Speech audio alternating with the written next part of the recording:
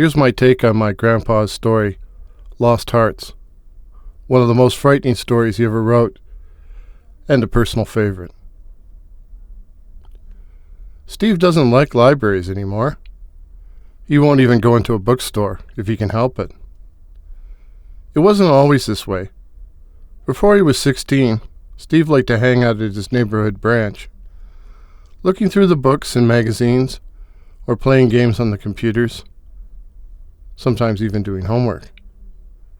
And when he got his very first job as night cleaner at that very library, he was really pumped. Not that there weren't any snags. For starters, the job paid only a little more than minimum wage, and it wasn't full-time. The hours weren't great either, as he wasn't allowed to start until the library was closed. After 6 most nights, sometimes after 9. He was usually alone, working by himself in a darkened building, but even that would have been okay, except for the last snag. The librarian. The truth was, Mr. Ashton creeped him out. He was nice enough, but Steve felt he was always staring at him from beneath his bushy eyebrows, like he was trying to read his mind. "Is this your first job?" he asked. Fair question, and Steve had answered politely. But then the librarian had said, "So, you've just turned 16, have you?" This seemed a little strange, but Steve answered, figuring the guy was probably just trying to make conversation. "I'm sometimes in the building after hours working. I hope that won't disturb you in your cleaning." Steve reassured him it was no problem, but really, he didn't like it. Mr. Ashton was usually in his office, not out in the book stacks, but Steve still felt like he was watching him.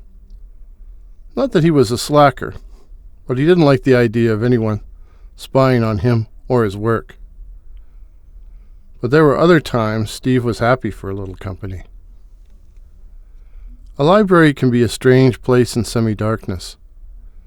Steve sometimes heard strange voices, and sometimes saw things out of the corner of his eyes, things that weren't there when he looked at them directly. Above all, Steve wrestled with the sense of being watched, even when he knew the librarian wasn't in the building. And then there was the thing with the books. He would be vacuuming in one area of the stacks when he'd hear loud thuds coming from another part of the shelves. It sounded like falling books. And that's exactly what it was. For upon investigation, Steve would always find a pile of materials on the carpet, as if someone had taken an invisible hand and cleared the deck. Strangely, this cascade of books always happened when Steve was alone in the building, and worse, always in the same Dewey section. 364.1523. The books about murder. The only logical explanation was some flaw in the shelf, so eventually Steve told Mr. Ashton about it. Mr. Ashton was very interested. "And you say this always transpires in the 364s, eh?" "Yeah, you know, books about serial killers, stuff like that." "How very curious. I'll just make a note of my book, so I'll remember to tell maintenance to check the shelf." But whether maintenance checked it or not, the books continued to fall when Steve was by himself. But the worst were the voices. Steve had to clean several corridors in the basement, and every time he went down, he could hear whispering. The first time he made a point of checking all the rooms. He found no one, but noticed that the sound stopped while he was exploring, and started up again as soon as he went back to work. Sometimes he'd stop dead and listen, trying to make out what they were saying, but the voices were just too faint. Finally he gave up, but always made a point of cleaning the downstairs as soon as he started his shift. It was midsummer when Steve had the nightmare. In his dream, Steve saw himself inside the darkened library. None of the lights were on, the only illumination coming from the rays of the full moon pouring through the skylight. But in spite of the gloom, He was vacuuming in the stacks. Once more he heard the thud of falling books, but this time when he hurried over to the 364s, he found more than books. A girl stood there, looking at him. Steve's impression was that she was blonde, but the thin figure was so gray, so faded and insubstantial, he couldn't be sure. He was about to speak when he heard a strange, ethereal moaning. And then she was gone, flitting madly through the stacks, as if she could pass right through them. Steve attempted to follow her, only to find she had completely disappeared. And then he heard the moaning again, coming from the basement. Steve went to the head of the stairs, leading down to the lower level, and without pausing to think, threw open the door. The girl was standing on one of the lower steps. She was dead. She was clad only in a thin white shirt, with a large, blood-encrusted rent, revealing the jagged hole where her heart was before it had been carved from her body. Fixing him with her dead eyes, she raised her gaunt arms, but instead of moaning, she vomited forth a blood-curdling shriek. And that's when Steve woke up and found himself standing outside the library. His first reaction was complete bewilderment. He had obviously been sleepwalking, something he had never done before. And then he remembered his dream and was tempted to run home. Instead, finding his work keys in his pocket, Steve made himself enter the building and, marching to the basement stairs, threw open the door and almost screamed. A figure stood on one of the lower steps, but this one was alive. Mr. Ashton stared up at Steve and seemed equally shocked. His face was haggard, eyes red, and instead of his usual tweed jacket, he wore dirty, stained work clothes. "What are you doing here?" he demanded. "Well," Steve stumbled, I had this dream." "Do you know what time it is?"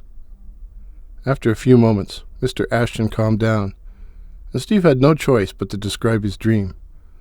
The librarian was clearly impressed and asked a number of questions, especially regarding the girl. "I'll have to write this down in my book," he concluded. They searched the library from top to bottom, Mr. Ashton taking the lower levels, but found no trace of the mysterious girl. As they left the building, the librarian asked Steve if his parents knew where he was. "I doubt it, otherwise Dad would be over here looking for me." "I'll give you a ride home, then." Steve demurred, not wanting to cause any more trouble, but Mr. Ashton tried to insist, finally giving up with, "Well, be careful walking home. There are some strange people around this time of night." All the way home, Steve again experienced the sensation of being watched, and he wondered if the librarian might be following him with his car. At one point, crossing a large parking lot, he saw two figures, a boy and a girl, at the far end of the lot. They seemed to be looking towards him, and something about the girl reminded him of the figure in his dream, but they were too far away for him to see clearly. Steve was able to sneak into the house without waking his parents, but just as he was dropping off to sleep, he suddenly thought, what the hell was Ashton doing there in the middle of the night? Steve was about to find out. One afternoon, Steve was dropping off books for his mother when the librarian beckoned him into his office. "Do you like your job, Stephen?" Mr. Ashton asked. And when Steve said yes, the librarian continued, "Unfortunately, I'm not sure I like the job you're doing." Steve was thunderstruck, but recovered to ask what he was doing wrong. "I think it would probably be better if I showed you," Mr. Ashton continued. "You start tonight at 9, correct? Well, I'll be here, and we can go over everything then. I could take this up with the cleaning supervisor, you know, but I don't wish to get you into any trouble. After 9, then? Good. And Stephen, I wouldn't say anything about this to your parents. Your mother, the delightful woman, was in here the other day and asking me if you were doing a good job, and, well, I didn't have the heart to tell her the truth. But I wouldn't want her to think that I lied to her.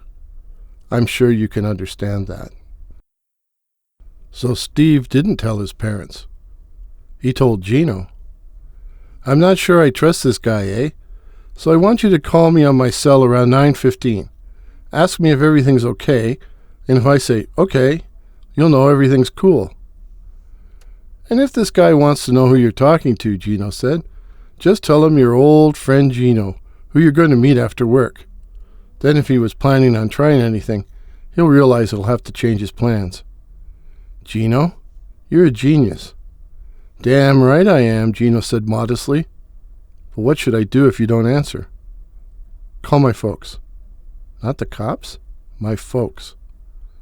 But in the end, Gino did in fact call 911. It was dusk when Steve walked over to the library, and the darkness seemed to increase the closer he came towards the building. Library business was slow on summer nights, so Steve couldn't see any cars in the rear parking lot. But what he did see were two figures that appeared to be waiting for him, a boy and a girl. He had seen the girl before, at least in his dreams. The boy was similarly dressed, clad in a torn and blood-drenched shirt, which failed to hide the dark, puckered hole on the left side of his chest. Both figures were frail, almost ghostly, but they both radiated a sense of hunger, longing, and sheer hatred. They both began moaning, the sound so awful that Steve clamped his hands over his ears, even though he realized the noise was in his head. And then they were gone. Steve quickly hurried inside, and at 9:15 Gino phoned and got no answer. He phoned the police. He was afraid to phone Steve's parents. The cops found Steve standing in the doorway of the librarian's office, face frozen with shock. Ashton was sitting behind his desk, stone dead, a look of terror and agony carved into his features, and a huge hole carved into his torso, the left side of his torso. Ashton's heart was missing. It was never found. Steve was charged with murder, and might never have been cleared, but for the discovery of two bodies, one male, one female, buried in the dirt floor of the library's crawl space. The bodies were later identified as belonging to a pair of teens who had disappeared during the past 5 years, the period when Ashton worked at the library. Both corpses had gaping holes on the left side of their chests. Their hearts were never found. While it was assumed Ashton had killed them, the assumption was never tested in court. And as for who killed the librarian, Steve told what he saw, and ended up spending 3 weeks in the psych ward. So he doesn't talk about it anymore, nor will he ever set foot in a library or even enter a bookstore. And be alone in a darkened building at night? Forget about it. The moral of the story? Who says librarians are heartless?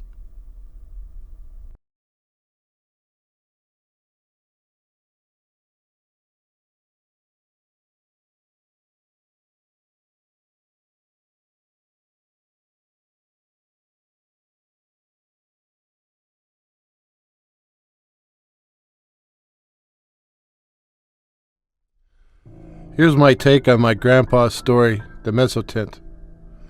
I hope I'll succeed in producing a word picture for you. Every organization has a complaints department, and at the public library, the buck stops with me. Patrons complain about the content of books, the pictures and photographs in magazines, the lyrics of rap tunes, and the ratings we put on our DVDs. Sometimes we take specific action as a result of these complaints, often not, but each customer is entitled to a polite explanation of our decision.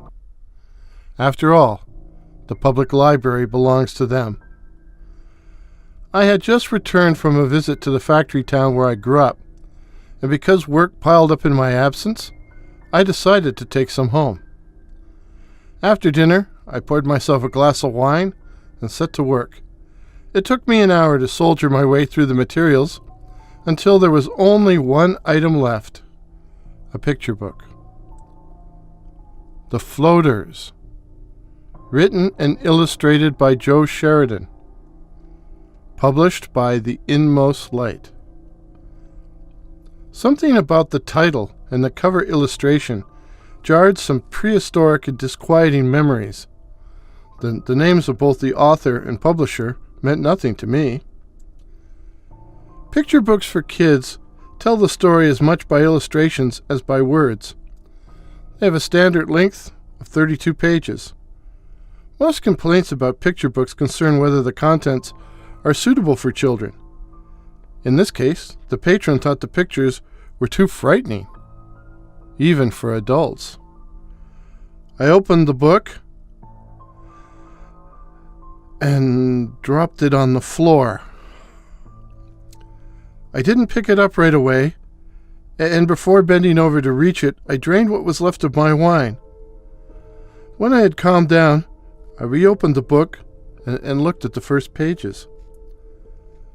The illustration showed a typical bungalow, such as one might find in any blue-collar town in North America back in the 1970s. But this particular house was an exact duplicate of the very one in which I had grown up, down to the identical house number, posted just to the left of the white front door. 3 figures stood on the front lawn. It appeared to be fall. The grass was brown and dried, and the trio all wore windbreakers. One of the figures was me. I still remember the Toronto Maple Leafs baseball cap I appeared to be wearing. One was my father, and the third was our grumpy next-door neighbor, Mr. Cushing. The simple text read, "I see the Floaters got another kid last night." I went and poured myself another glass of wine. I knew exactly what was going to happen now, without having to look. But I knew I would have to look. And I was afraid. I swallowed half my wine in one gulp, picked up the book, and turned to the next page. Close-up of the 3 figures. Me, eyes wide. Dad, face red and angry. Mr. Cushing, smug, smiling. Text, "Not in front of the boy." I remembered the entire conversation, now, as if it had happened yesterday and not 30 years ago. Dad had been very angry about it, as he had no use for our crabby neighbor, who he called an old woman behind his back. The next pages showed my childhood bedroom, with the sports posters on the wall, my model cars, the desk where I did my homework, and comics everywhere, including the floor. Few details were visible, as the room was in darkness, the only light coming from the open doorway where Dad stood, the light spilling across the foot of my bed. Text, "You're too old to need a nightlight." I turned the page. Total darkness. The only illumination in the room comes from the bedroom window. The curtains have been pulled back. The darkness, outside, little more than a patch of gray. I am invisible, but I know I am wide awake. No text. Next page. The picture shows the front yard of our house, looking towards the far end of the street. As it is night, and this is a factory town, most of the houses are sleeping, with only a few lights visible in the windows. The street lights cast pools of illumination, which still leaves most of the street in shadow. And down at the far end, a white spherical blob. No text, but what flashed through my mind was, "It's coming to get me." Next page. The illustration zooms into the far end of the street, where the white blob has now become a human head, floating several feet off the ground. The face is young, freckled, with unkempt hair and reddish eyes. I flipped through the next few illustrations, all of which show the head, the floater, sailing down our street until it arrives directly in front of our house. And as I've been looking at the pictures, I've been saying, get up, run, wake up, and with a start I realize I've been talking out loud. Next pages. The head is shown entering the room by floating through the window. I'm a mere shadow, lying in bed, sound asleep. No text. Next page. The head hovers over the bed, looking down at me, its expression both hungry and malignant. No text. Next page.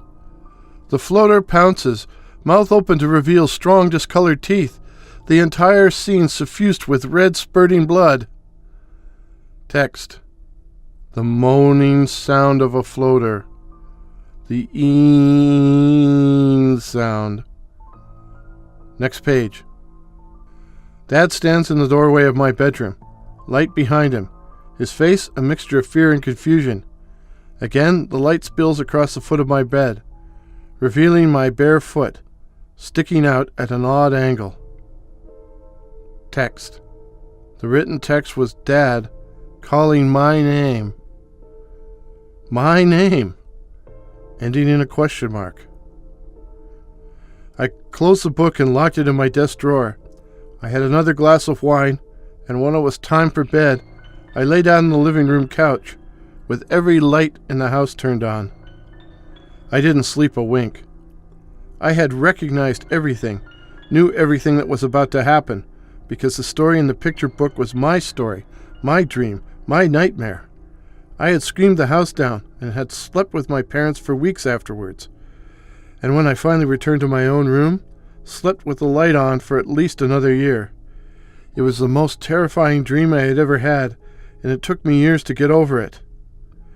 No, this was certainly not a picture book for young children.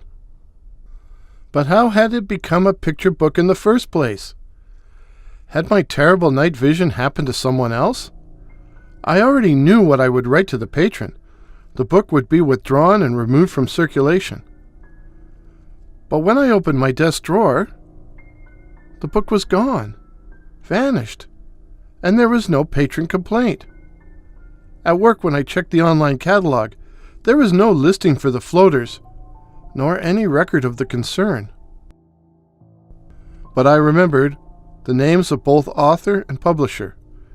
It took time, but eventually I was able to track down both Joe Sheridan and The Inmost Light at addresses in a faraway city. Given the nature of my problem, I decided to visit in person rather than make contact by phone or email. The offices of The Inmost Light had been in an old warehouse, but were now closed. I questioned some of the other tenants, but no one I spoke to knew anything about them. Joe Sheridan lived in a bungalow, similar to the one I grew up in. The neighborhood was old and had seen better days. A woman with a sad, lined face answered the door, and when I asked to speak with Mr. Sheridan, told me bitterly that he was dead. Are you Mrs. Sheridan?" I asked, concerned I might never learn the truth. "I'm his widow," she said. "May I come in? I have a few questions I would like to ask you." "What about?" Well, questions I would rather not ask out here on the steps." I was shown into a cold and gloomy living room, taking a seat on a musty Chesterfield, while the widow Sheridan sat across from me glaring. "Did your husband publish a picture book called The Floaters?" "That damn thing," she swore. "That's what killed him." It appeared Joe Sheridan was a failed artist who had been plagued for many years by a vivid and terrible nightmare. He'd wake up with a roar, all covered with sweat. At first I tried to comfort him, but it never went away, so I just sort of gave up. The thing was coming to get him, and he couldn't get away. I mean, really? A nightmare? He was a grown man. Eventually he got the idea that if he wrote it all down, if he drew pictures of what he saw in his nightmare, it might exorcise his demons. I encouraged him to try. I mean, I was at my wit's end. And it seemed to work. All the time he was engaged, the dream stayed away. And then came the day the work was finished, a limited edition, printed by a small, esoteric publisher. That night, I suddenly woke up to find him sitting up in bed, cowering, hyperventilating. I asked him what was wrong, and he started babbling that it was down at the end of the street, but it was coming for him. It was coming for him fast, that he had to get out of here, but he didn't move, just sat there trembling. I was looking at our bedroom window when I saw this face, this decapitated head, floating outside, staring in at us, and then it disappeared. And then the glass exploded, and I hear a long drawn-out shriek, kind of an ee sound. I passed out in the shock. When I came to, Joe was dead. The doctors said it was a massive heart attack, brought on by sheer terror. And the books, I asked? I burned them all. The main thing that puzzled me was how Joe Sheridan came to illustrate my nightmare. I knew of no connection between us, but when I tried to ask his widow further questions, her anger resurfaced, and she began blaming me for killing Joe. I left her in the faraway city. I don't plan on ever going back. And now, every night, I drink myself unconscious and sleep with all my lights on because I have a new dream, a new nightmare. I see a fat, sensual face with thick, silver-white hair floating down my street. I know it is Joe Sheridan, and I know he has become a floater and is looking for me. Every night he gets closer, and someday soon we will meet face to face. Perhaps then I'll learn why we share this phantasm. But either way, it will be the end of the story. The moral of the story? Picture books should not be scary. They are for kids, not adults.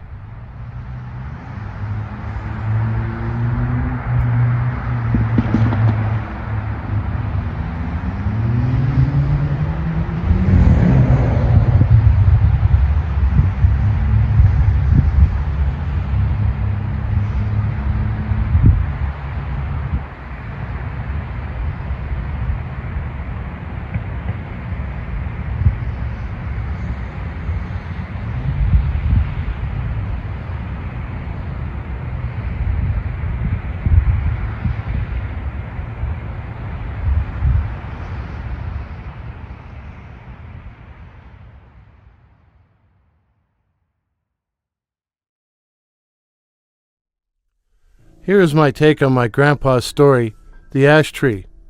I hope it gives you the creepies and the crawlies, but if not, I hope at least that it doesn't bug you. Squish it, Diana screeched. The young librarian stood cowering, staring up at the black speck on an interior wall of the suburban branch library. The black speck was a cricket, a male which was joyfully chirping away, unaware of its imminent peril. "Oh, miss, you don't want to do that," said Andy the maintenance man. "Crickets are good luck.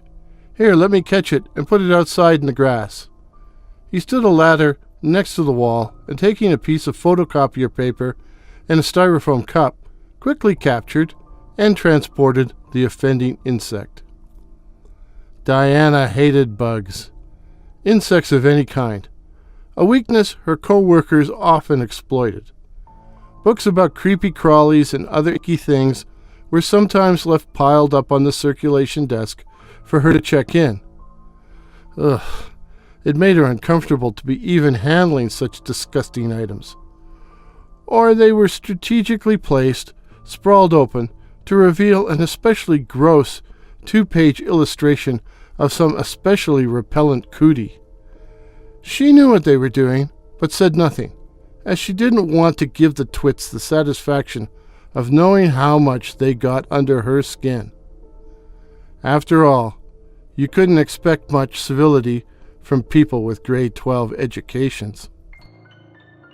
Pictures were bad enough, but actual vermin, especially spiders, almost drove her to hysterics. So when she saw the cricket snug on the brick wall, She ran to find Andy, the only one who seemed to indulge her foibles. But spiders were the worst. For some reason, the branch attracted them. They were seen climbing walls, crawling across the ceiling, or scurrying over the carpet. Webs were found in the stacks, and strange translucent creatures, thin as daddy longlegs, were sometimes observed squeezing their way out of the insides of the circulation or catalog terminals. This was odd, as it was a fairly new building, but perhaps that was what attracted them, Diana told herself. But then came the day she saw it. It was an ugly, gargantuan spider, covered with dark, grizzled hair or fur colored British racing green. It squatted in the middle of the checkout counter, flexing its multiple legs in a truculent manner, as if daring her to try to make it go away. Could you, she began to ask, but her co-worker cut her off with, I think this is up to you. After all, you are the shift supervisor. Diana realized she would have to deal with this without any help. Darting around the edge of the counter, in case the thing tried to attack her, Diana snatched up the A volume of World Book and dropped it with a thud on the offensive beastie. Now you've gone and done it, her colleague said with an aggrieved tone. What? Said Diana. It's gonna rain for sure now. Oh, that's just an old superstition, Diana said sharply. You really don't believe that, do you? Well, we'll soon find out if it's true or not, won't we? And that's not the only reason I've heard you shouldn't kill spiders. I'm sure I don't want to know, Diana retorted, hoping to end the conversation. If you kill a spider, it makes them multiply. You get 7 of them for each one killed. That sounds like a Greek myth. Diana was clearly exasperated, so the clerk decided it was time for a discretionary silence, in a passive-aggressive way. Besides, she'd had her fun. Diana leaned over the World Book, placed both hands on its sides, and then, with a gasp, quickly pulled it back to reveal nothing. The laminate on the counter was pristine, betraying no trace of blood or bug guts. Gingerly, she turned the book over to examine the back cover. Nothing. Could I have imagined this whole thing? But the clerk saw it too. Diana kept her thoughts to herself and simply restored the World Book to its rightful place. All afternoon, she tried to concentrate on work, but her mind kept coming back to the incident. I killed the spider. So where did it go? And, to make things worse, that night it did indeed rain. But rain was the least of Diana's problems, for on arriving home, she was confronted by an ugly and gargantuan spider, covered with thick dark hair or fur in a color suggestive of British racing green, squatting right in the middle of her dining room wall. It was an exact replica, the twin of the crawly bug she had killed, or thought she had killed, this very afternoon. What was it the clerk had said? If you kill a spider, it makes them multiply? You get 7 of the beasties for each one killed? Diana had just painted that wall barely lilac, and she was afraid if she killed the spider, it would stain the new paint with cootie guts. Shoo, she yelped. Shoo, shoo, you monster, you. But the hideous green apparition simply clung to the soft pastel paint, not caring to move even one of its 8 legs. And then she remembered how Andy had captured the cricket and ran into the kitchen, seizing an old glass jar she was planning to recycle, and rushed back. But the spider was gone. Diana sat down heavily in one of the dining room chairs. She was positive she had seen it. But then, where was it? Could she have imagined it? Had she imagined the spider she saw and killed earlier in the day? She went into the kitchen, found the sherry bottle in one of the cupboards, and poured herself a drink. She did not believe in drinking on a regular basis, but it had been a trying day. Perhaps she was under too much stress. She was leaning back against the cupboards, glass in hand, when another of the beasties came scuttling across the top of the counter, right in front of her. The glass fell from her hand and shattered on the floor, distracting her, but when she refocused and took another look, the emerald arachnid had vanished into thin air. "What's wrong with me?" Diana said aloud, her head reeling so violently she was afraid she was going to lose her balance, and had to grab the counter for support. When the dizziness finally subsided, she reached down to gather up the shards of broken glass, only to find a dark green horror at her feet, calmly sipping sherry with its mandibles. Diana ran, cutting her feet on broken glass. She hobbled into the bathroom in search of both a bandage and security, slamming the door behind her. Something was rustling the shower curtain. For a moment, Diana was transfixed, but like Pandora, she had to know what lay behind. Not giving herself time to hesitate, she grabbed the hem of the curtain and pulled it back so violently she almost tore it from its rings. The walls of the shower were covered with dozens of racing green spiders. They clung to the back of the curtain as well, and fell off and onto the tiled floor at her bare feet.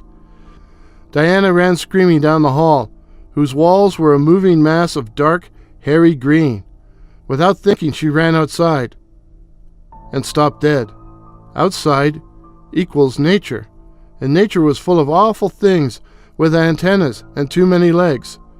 She took a quick scan of the lawn in front of her condo, but in the dark and the wet, she couldn't tell if it was grass or a solid mass of glistening, clambering bugs. She had to flee. No pun intended there. She had to flee. She was bleeding, and she had to get help. And she was getting soaked. Diana jumped into her car. Fortunately, her keys were still in her jacket pocket. At the hospital, they could bandage her feet, and then she could call for pest control. Diana stopped. What could she tell them? If she told them her flat was being overrun by large green spiders, they wouldn't believe a word, simply lock her up in the psych ward. She was still hesitating when she looked up and screamed. 3 of the evil green bottle spiders were crawling up the front windshield. Diana ground the key in the ignition and backed screeching out of her driveway, not even looking to see if there were any other vehicles, as she oozed into the street. Her feet hurt and were probably seeping blood, but she had to get away, had to find a safe place. But where? The library. Libraries were safe places, weren't they? Maybe if she could get to the branch and lock herself in her office, maybe she would be safe there. If only she had a friend to go to for help. But Diana was never very good at making friends. She suddenly became aware she was behind the wheel of a moving vehicle, and that she was speeding along through a tempestuous night. She took her sore foot off the accelerator, making herself slow down, trying to make her heartbeat slow down too. A brilliant red stoplight cut through the gathering murk. She pulled up and halted, obeying the law in spite of her panic, waiting patiently for the light to turn green. Green? For suddenly the car was full of green. Dozens, perhaps hundreds of the British racing green things inside the car, crawling across the dashboard, over her legs and arms, some even touching her face. Instinctively, she jerked her head back, and out the side window, she saw it coming towards her car, its huge maw glistening in the rain, an arachnid the size of a transport truck. She slammed her bloody foot down on the accelerator and only perceived the panel on the side of the bus, advertising the latest Spider-Man movie, a nanosecond prior to impact. The few passengers on the bus were treated at the scene for shock, but were otherwise okay. Diana was pronounced dead. She wasn't wearing her seatbelt, one of the paramedics told one of the cops. For some strange reason, the airbags didn't deploy. Fractured skull? The cop asked. When the paramedic simply nodded, the cop added, "She hit the windshield hard, too. Look at those cracks, those radiating lines. They look like a gigantic spider web. The moral of the story: never kill a spider. You might make it rain. And never use library materials to kill anything.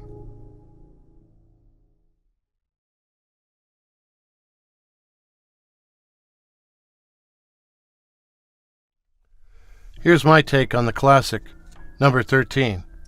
I hope listening brings you good luck and doesn't have you reaching for the lucky logger. When I first started working in libraries, it was generally believed that computerization would eliminate roughly half of all library jobs. That hasn't happened yet, because automation allows staff and patrons to do things they weren't able to do before, like put books on hold for pickup. Nowadays, most libraries process tens of thousands of holds. Walk into any branch location and you'll see shelves of them, awaiting their reader, or listener, or viewer. But, as books don't shelve themselves, someone has to go and find them, and put them where the patrons can find them. I was at such a task, computer printout at hand, when I came across the following request. Trollmand. TROLEMAND. 0.13.666 FRA. It was a totally unfamiliar title, because, despite popular belief, library staff don't know the names of every book in the collection. I was alone in the building, which wouldn't be open to the public for a few more hours. I walked over to the start of the nonfiction shelves and stopped dead. I knew the floor arrangement like it was the back of my hand, and I knew that on that part of the floor I should be looking at 3 long stacks of 5 bays each. But there were 4 long stacks, one more than what should have been there. I gave my head a shake to see if it would clear my mind. Were there only 3 units right there? I was sure there was only 3, but now there was definitely 4. And then it came to me what had happened. How do you like that? I said to myself. They've decided to add a whole new shelving unit and couldn't be bothered to tell me, and I'm supposed to be the branch librarian. I was miffed and getting angrier by the second. Is there anything on them? I muttered. If staff had been shifting books onto the new shelves without anyone bothering to tell me, well, there were going to be a few people throughout the organization who were going to be hearing from me. The shelving unit was completely loaded. 4 of the 5 shelves were 3/4 filled, with only the bottom shelves empty. So what exactly did they shift over there? I sputtered, snatching a title at random. The book in question was bound completely in soft, warm black leather, the only decoration being the word Trollmand, TROLEMAND, in bright yellow Gothic script along the spine. Well, speak of the devil, I said, but hopefully not out loud. Talking to yourself is a bad habit you can get into when you spend a lot of time working alone. I opened it to see what it was all about, and found myself confronted with text in a foreign language, possibly German or maybe Scandinavian. I did a quick scan of the title page, but the only words I sort of understood was a name, probably that of the author, M-A-G period, Nicolas Franken. Wondering what our collection development people were up to, buying something few people could read, I put the volume under my arm and moved off in quest of the next item. I had a lot of titles to track down on my list, and no time to think about anything other than the task at hand. I had just completed my first pass through the holds list when staff began arriving for the noon opening. I told Chris, the senior clerk, how far I had got with the list, and was about to head off for my own lunch when I asked, "When did the new shelving unit arrive? I know it wasn't here yesterday." Chris smiled but raised her eyebrows. "New shelving unit?" "Yes, a whole other row. right at the start of the nonfiction, the 001s. A new unit? As it was obvious she didn't know what I was talking about, I told her to follow me. I strode over to the nonfiction, ready to triumphantly point towards the strange new section, but it wasn't there. "I'm sorry," Chris said, striving hard for politeness, "but I don't see anything different." I wasn't really listening to what she was saying. Instead, I was busy counting the rows of stacks. 1, 2, 3. 3 lines of nonfiction stacks. Same as always. "Maybe if you ate something," Chris said. I couldn't argue. If I was seeing things, perhaps soup and a sandwich might offer a cure. When I got back after my break, my attention was immediately taken up by all the routine matters that crop up during the working hours of a busy branch library. As a result, I was ready mid-afternoon when, noticing one of the staff had the holes list in her hand, I asked, "Were you able to find everything?" "Oh, yeah." "Say, did you see that strange book, in German or Scandinavian? Heavens knows why collections saddle us with it." It's in German?" "I'm not really sure what language it's in. It's called Trollmond or something like that." I saw her giving the list a quick scan. "Trollman, you say? I don't see anything like this on the list." "Here, let me see." She watched me with an "I told you so" expression on her face as I ran my finger along the list of titles, many of which I remembered. It wasn't there. I took a look through all the process holes for the strange black book, but it was nowhere to be seen. I looked in the online catalog. There was no entry for Trollmond. I began to think that I'd been working too hard, and vowed to take the night off. If I ate a good dinner and drank a glass of wine, or 2, followed by a good book and a good night's sleep, I was sure I would be all right again. Alas, it wasn't to be. I decided on steak with sautéed mushrooms and garlic mashed potatoes, washed down with Shiraz, and I was heading for the kitchen when I realized I'd left my book, The Collected Stories of M.R. James, sitting on my desk. As I was eating alone, a good meal without a good book was simply unbearable, and so it was off in the car and back to the branch. It was twilight when I headed out, and since it was an evening when the branch closed at 6 p.m., the building was in darkness when I arrived. I let myself in the main entrance, turned off the security system, and was heading towards my office when I noticed out of the corner of my eye, once again, there were 4 rows of stacks where there only should be 3. I thought it might be a trick of the light, but when I moved closer, I realized there was nothing wrong with my eyes, but possibly something wrong with my mind.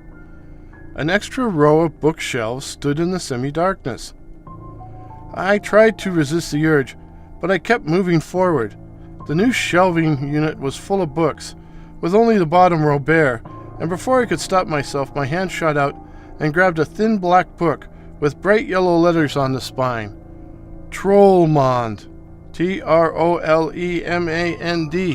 And then suddenly it slid from my hand, as if someone had grabbed it, and I was running for the door, only to stop to lock it behind me, and totally forgetting about the alarm system. I had my cell in my jacket pocket, but I was so rattled I called Phil from a payphone in the nearby McDonald's. "I think I might be losing my mind," I said by way of introduction. "Oh, there's no doubt about that," came the sarcastic reply. Phil really did think I had lost it when he heard I was calling him from Max and wanting him to join me. "It's something at the branch, something you've got to see." Half an hour later, I let my bemused friend into the building, stopping to turn on all the overhead lights before heading across the floor towards the start of the nonfiction stacks. And there were 3 units standing in rows. "There was a 4th row here," I whined. "Did you turn the lights on?" I shook my head. "Darkness can play tricks on you." "I saw it," I whined again, this time even louder. "Didn't you tell me something about a book?" "Yeah, I dropped it. It should be..." Of course there weren't any books on the floor. there was nothing at all. Since neither of us has eaten, and you dragged me out here under false pretenses, I suggest we adjourn next door, and the beer and pizza's on you. I wasn't very hungry, but Phil made up for my lack of appetite. He was thirsty too, and by the time he finished wiping his mouth, I was experiencing a distinct pain in the wallet. "Are you still worrying about those shelves?" he said, as we left the restaurant. I admit I might have miscounted, especially in the dark. But that book I dropped, I know it happened. I wasn't hallucinating and... And what? Never mind. Maybe I could have imagined that too. Phil had a smug and well-fed expression on his broad, swart face. "Let's just try an experiment, shall we? Let's leave the lights off and see if anything unusual happens." Something did. No sooner had we stepped inside when we heard what sounded like a party, or at least the buzz of many voices talking. "What the hell was that?" Phil said, obviously and unpleasantly surprised. It's probably just the cleaners." "Cleaners? With the lights out? It sounded like, chanting." "We'd better find out then. Watch your step." We moved cautiously into the unlit building, staying close together and instinctively moving towards the beginning of the non-fiction collection, where there were now 4 rows of stacks. "There were only 3 earlier. I know there were only 3, Phil babbled. "It's worse than that," I said, pointing to the book lying on the floor. Phil went impulsively to pick it off the floor, and as he bent over to retrieve it, a yellowed, skeletal arm slithered out from the upper shelf, its blackened claws scrabbling at his collar. My friend suddenly became aware he was under attack, and turning his head slightly, caught sight of the withered appendage, and unleashed a Herculean bellow before flopping back onto the floor. I ran forward and did the unthinkable. I took my hand and pushed all the books I could grab off the top shelf. The arm was withdrawn so fast it vanished, and I was looking at a shelf with no books, no arm, no nothing. Phil scrambled to his feet and made a dash for the door, careening into enough pieces of furniture that I was able to catch up to him. "We have to get to the bottom of this," I began, only to have him cut me off with, "We have to get out of here." Let's turn the lights on. We're probably safe with the lights." This time, of course, we found the customary 3 rows of stacks. The mysterious 4th row had completely disappeared, and there were no signs of Trollmond or any other books on the floor. And that was basically the end of the story. The mysterious 4th row of shelves never reappeared, and eventually we changed the floor plan of the entire building, completely relocating the nonfiction, which I hoped would break the spell, or curse, or whatever caused the problem. Phil has chosen never to set foot in the branch again, while I tried never to work alone. I try, but I'm not always successful. I spent one blustery morning by myself, listening to the wind howling dismally around the building, at times sounding like the wailing of the lost souls of the damned. And once I was sure I heard faint discordant laughter off in the direction of the non-fiction books, or more precisely, in the area where the non-fiction began, the 001s. I did not investigate. One of my tasks that same morning was to empty the book drop and begin checking in the return materials. It was unusually full, and as I sorted through the paperbacks, magazines, and CDs, my hand suddenly touched something warm, a thin black book with yellow lettering on the spine.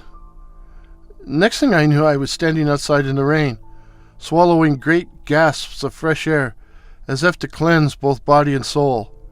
I hadn't looked at the title of the book. I knew what it was the instant my fingers touched it, and I didn't want to touch it again. Eventually, I made myself go back inside, and when I checked, it had vanished. Just out of curiosity, I decided to check the catalog. There was no record for Trollmond or for any Nicolas Franken. Nothing. But I did get a hit for a Nicolas Flamel. Being a good librarian, I decided to investigate further, and learned Nicolas Flamel had been a famous alchemist who had apparently learned the secret of transforming base metals into gold. He was also a character, along with the infamous Dr. John Dee, in a series of young adult fantasy novels by Michael Scott. Was Nicholas Franken also Nicolas Flamel? If not the same person, was he also an alchemist, one who had gotten himself into somewhat dubious company? I simply don't know, and I don't want to find out. The moral of the story? Library workers should never work alone, especially in the dark.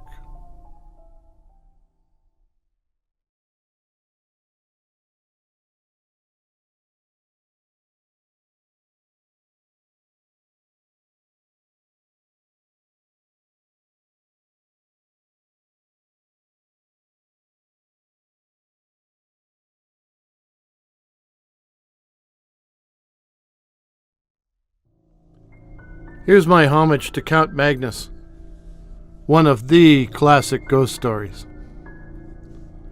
Everyone who has worked in libraries for any time knows that libraries are often havens of the lost.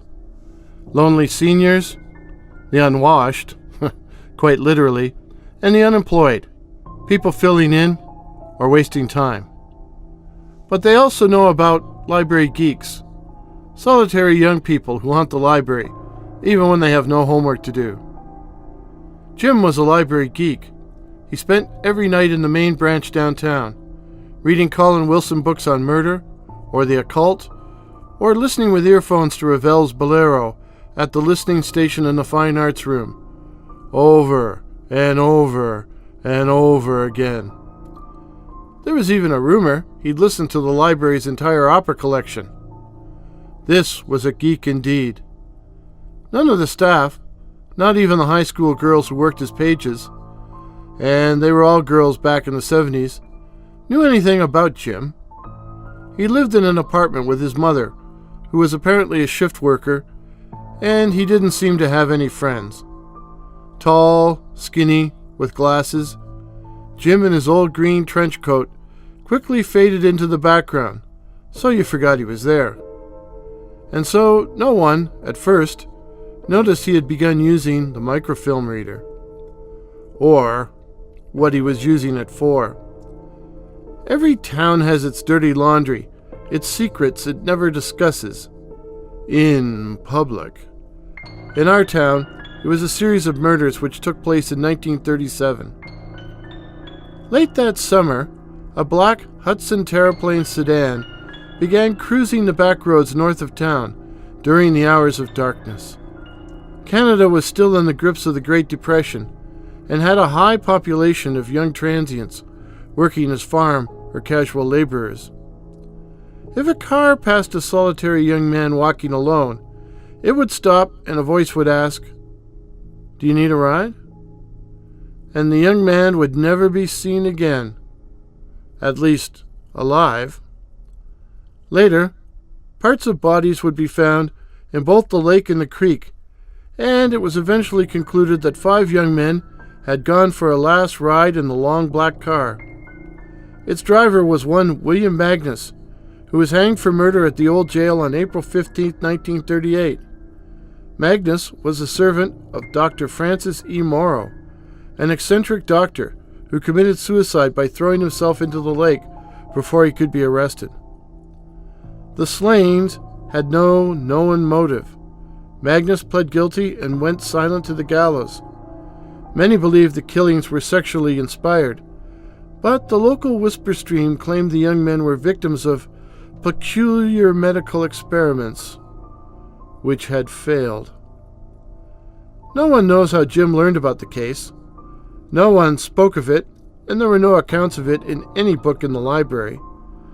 But the original press reports were available on microfilm. Both the murders, the suicide, the trial, the execution. So he began to spend his free time reading yesterday's news. Jim bought a Hilroy scribbler and made notes. He had decided to write a book about the murders with the proposed title, The Night Doctor. From the notebook. I doubt these were sex crimes in the usual sense. Morrow was a brilliant medical student, but considered a crank because of his theories. I need to find an MD to explain it all to me. But, as near as I can understand, he thought it was possible that individual body parts contained the spark of life, i.e., a leg could walk by itself, a decapitated head could retain consciousness, even think and speak. Is that what he wanted the farmhands for? Experiments? Were they guinea pigs? Jim tried to question his GP about Morrow's ideas, but was strictly told they were nonsense. The actual term the doctor used was sick, and he tried to discourage Jim's interest. It didn't work.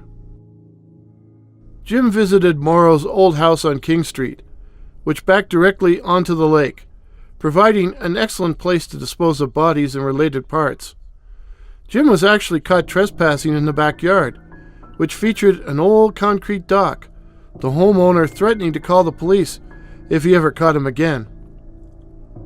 Jim also found where Morrow was buried in the back corner of the local cemetery, and was observed by a classmate actually talking to the grave.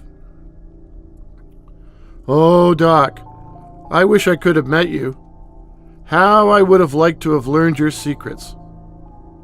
What exactly were you up to in that house on King Street? Putting your theories into practice?" Jim was already considered the school weirdo, and such reports did little to improve his social standing. As for Magnus, no one knew where he was buried, or cared. I often did my homework in the library's reference area. It was better than staying home. I had a few classes with Jim, so when I saw him at the microfilm reader, I asked him what he was doing. Some historical research, eh?" he mumbled, trying to brush me off, which only increased my curiosity. I kept bugging him until he admitted he was looking into the 1937 murders. "Wasn't that some sort of sex crime?" I asked. Maybe. Jim wouldn't say any more, but I did notice he was making notes in a blue Hilroy notebook. A few weeks later, I saw Jim talking with a few old rubby-dubs sitting outside a beer parlor on the Lakeshore Road. As I was passing, a burly middle-aged man came out of the bar, grabbed Jim by the collar and yelled, "What are you asking questions about Magnus for?" I'm just doing some research," Jim squeaked. "Get out of here and mind your own damn business," the man yelled, shoving Jim around and giving him a kick in the ass that propelled him down the street. The rummy's raucous laughter filled the night.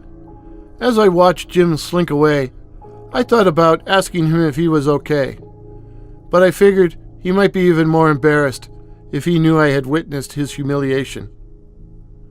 One night, Jim decided to walk the train tracks near his apartment and took a shortcut around back of the Canadian Tire store when he saw the car.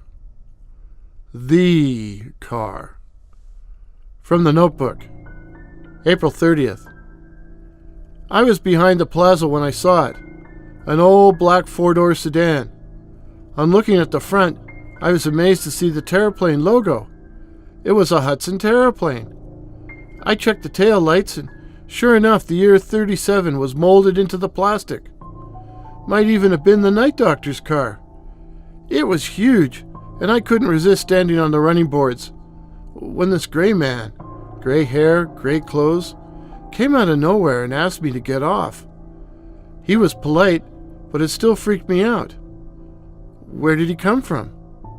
I watched him drive away towards the tracks, and it sure had a powerful engine.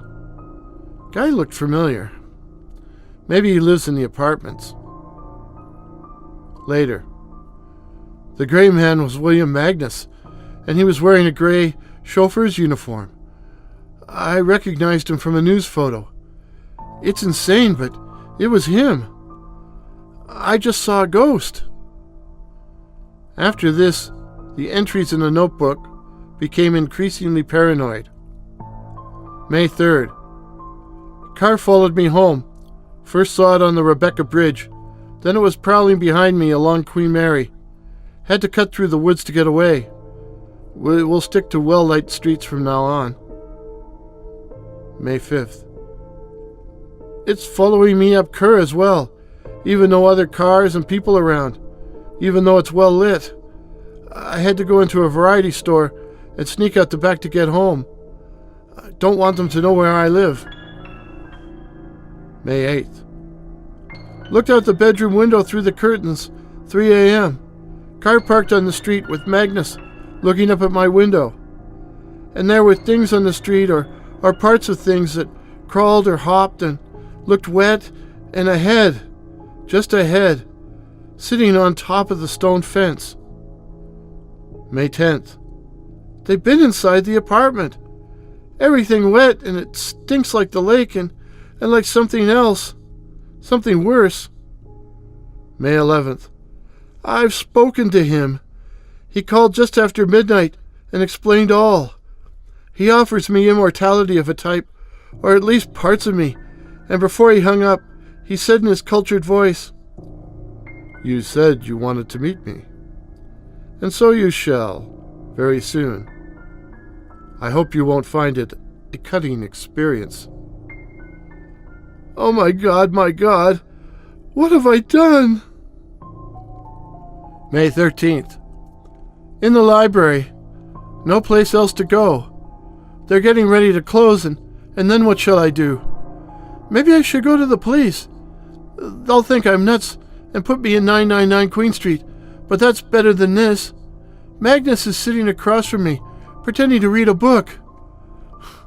Torso by Marjorie Freeman Campbell. But he's really just staring at me and smiling. The diary ends. Jim's disappearance occupied the front pages for several days, but then the case ran cold until his torso, just his torso, washed up at Holyrood Park.